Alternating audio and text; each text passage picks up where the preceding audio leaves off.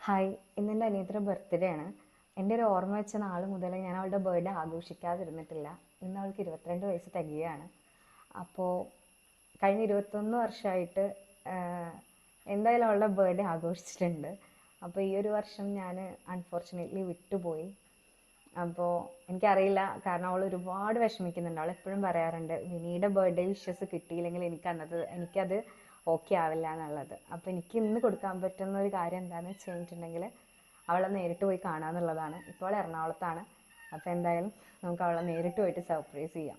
ഞാൻ നേരത്തെ പറഞ്ഞ പോലെ തന്നെ കഴിഞ്ഞ എല്ലാ ബർത്ത്ഡേക്കും അവൾ എൻ്റെ കൂടെ ഉണ്ടായതുകൊണ്ട് ഇങ്ങനൊരു കാര്യം ആദ്യമായിട്ടാണ് കേട്ടോ. അവളുടെ ഒരു ബർത്ത്ഡേയും ഞാൻ മറക്കാറില്ല. എന്തുകൊണ്ടൊക്കെയോ തലേന്ന് അവളുടെ ബർത്ത്ഡേ ഞാൻ വിഷ് ചെയ്യാൻ വിട്ടുപോയി. പിന്നെ ഒന്നും നോക്കിയില്ല, നേരെ വിട്ടു കൊച്ചിയിലേക്ക്. എൻ്റെ അനിയത്തിയുടെ ഇഷ്ടങ്ങളൊക്കെ എനിക്ക് അറിയാവുന്നതുകൊണ്ട് തന്നെ അവൾക്ക് കേക്ക് അത്ര പ്രിയമല്ല കേട്ടോ. അതുകൊണ്ട് തന്നെ ഐസ്ക്രീമും ചോക്ലേറ്റും വാങ്ങിച്ചു. പിന്നെ അതുമായിട്ട് അവളുടെ ഓഫീസിൻ്റെ താഴെ തന്നെ വെയിറ്റ് ചെയ്യായിരുന്നു കേട്ടോ. അതേ എത്തിയ ആള്. എന്തൊരു സന്തോഷമായിരുന്നു എന്നറിയോ. വിഷ് ചെയ്തില്ല എന്നുള്ള പരാതി അവളുടെയും വിഷ് ഞാൻ മറന്നല്ലോ എന്നുള്ള എൻ്റെ സങ്കടവും ഇതോടെ മാറി കിട്ടിട്ടോ. ഞങ്ങൾ തമ്മിൽ 3 വയസ്സിൻ്റെ ഡിഫറൻസ് ഉണ്ട്. പക്ഷെ അവൾ എന്നെ പേരാ വിളിക്കുക. ഇതൊന്നും അല്ല കേട്ടോ, ഞങ്ങൾ ബെസ്റ്റ് സിസ്റ്റേഴ്സിനേക്കാൾ ഉപരി നല്ല ബെസ്റ്റ് ഫ്രണ്ട്സാണ്. അതായത് എൻ്റെ എല്ലാ സങ്കടങ്ങളും സന്തോഷങ്ങളും ഒക്കെ ഷെയർ ചെയ്യാൻ പറ്റുന്ന എൻ്റെ ഏറ്റവും അടുത്ത കൂട്ടുകാരി. അപ്പോൾ സ്നേഹപ്രകടനമൊക്കെ കഴിഞ്ഞ സ്ഥിതിക്ക് ഇനി അവൾക്ക് വേണ്ടിയിട്ട് അടുത്തത് എന്ത് കൊടുക്കാം എന്നായിരുന്നു ഞാൻ ആലോചിച്ചിട്ടുണ്ടായിരുന്നത്. അപ്പോൾ ആദ്യം തന്നെ അവൾക്ക് വേണ്ടി കസ്റ്റമൈസ് ചെയ്തിട്ടുള്ള ഒരു വാലറ്റ് കൊടുത്തു കേട്ടോ. അതിൽ അവളുടെ പ്രിയപ്പെട്ട സാഷു ബേബിയും അതേപോലെ തന്നെ അവളും തമ്മിലുള്ള ഒരു പിക്ചറാണ് കേട്ടോ വെച്ചിട്ടുള്ളത്. പിന്നെ അവിടുന്ന് നേരെ നമ്മൾ പോയിട്ടുണ്ടായിരുന്നത് ബ്രോഡ്വേക്കായിരുന്നു. ഞാൻ അവളോട് പറഞ്ഞത് ഇത്ര മാത്രമേ ഉള്ളൂ, ഇന്ന് നിൻ്റെ ഡേ ആണ്, നിനക്ക് ഇഷ്ടമുള്ളത് എന്ത് വേണമെങ്കിലും പർച്ചേസ് ചെയ്യാം, ഒന്നും നോക്കണ്ടെന്ന് പറഞ്ഞിട്ടുണ്ടായിരുന്നു കേട്ടോ. ഞാൻ എത്തിയോണ്ടാണോന്ന് അറിയില്ല, കൊച്ചിയിൽ കഴിഞ്ഞ ദിവസങ്ങളിലൊന്നും മഴ ഉണ്ടായിരുന്നില്ല. ഇന്ന് വിനി വന്നതുകൊണ്ട് മഴ പെയ്തു എന്ന് അവൾ പറഞ്ഞിട്ടുണ്ടായിരുന്നു.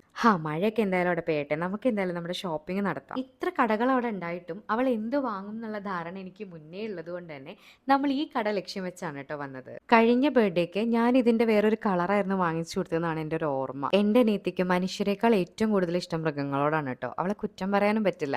അവൾ എപ്പോഴും പറയും മനുഷ്യരെ വിശ്വസിക്കുന്നേക്കാൾ കൂടുതൽ മൃഗങ്ങളെ വിശ്വസിക്കാൻ പറ്റും എന്നുള്ളത്. പിന്നെ ഇത് ഞങ്ങളുടെ സാഷമോളെ പോലെ തന്നെ ഉണ്ട് ഇവനെ കാണാനല്ലേ, എന്തൊരു ക്യൂട്ടാണെന്നറിയോ. ഇന്നെന്തോ അവളൊരു ഡിഫറെൻറ്റ് ക്യാരക്ടറിനെ പിടിച്ചു, നമ്മുടെ സ്വന്തം പിക്കാച്ചുവിനെ. ഇന്ന് അത് മതി വിനി എന്ന് പറഞ്ഞു. അപ്പോൾ പിന്നെ അതന്നെ വാങ്ങിക്കൊടുത്തു. നിങ്ങളിത് കണ്ടിട്ട് ഈ പ്രായത്തിൽ എന്താ ഇങ്ങനെയൊക്കെയെന്ന് വിചാരിക്കണ്ട കേട്ടോ. നമ്മൾ ചേച്ചിമാരായിട്ടുള്ള എല്ലാവർക്കും അനിയത്തിമാരും മക്കൾ തന്നെ ആയിരിക്കുമല്ലേ. അപ്പോൾ ഇവളും എൻ്റെ മോളല്ലേ. എനിവേ നമ്മൾ അവിടെ നിന്ന് ഇറങ്ങി കുറച്ച് മാമ്പഴം വാങ്ങിച്ചിട്ട് അടുത്ത ഷോപ്പിലേക്ക് പോയി കേട്ടോ. അവളുടെ കുറേ നാളത്തെ ആഗ്രഹമായിരുന്നു അത്ര ഒരു ബാഗി ജീൻസ് വേണം എന്നുള്ളത്. അവിടെ നിന്നൊരു ബാഗി ജീൻസും ഒരു ടോപ്പും കൂടെ വാങ്ങിയിട്ട് നമ്മൾ അവിടെ നിന്ന് ഇറങ്ങി. ഈ യെല്ലോ കളറൊന്നും അവൾ യൂസ് ചെയ്യുന്നത് ഞാൻ കണ്ടിട്ടേ ഇല്ല കേട്ടോ. പിന്നെ നമ്മളൊരു തട്ടുകടയിലൊക്കെ പോയി ദോശയും ചിക്കനൊക്കെ കഴിച്ചതിന് ശേഷം നേരെ ഹോസ്റ്റലിലേക്ക് വിട്ടു കേട്ടോ.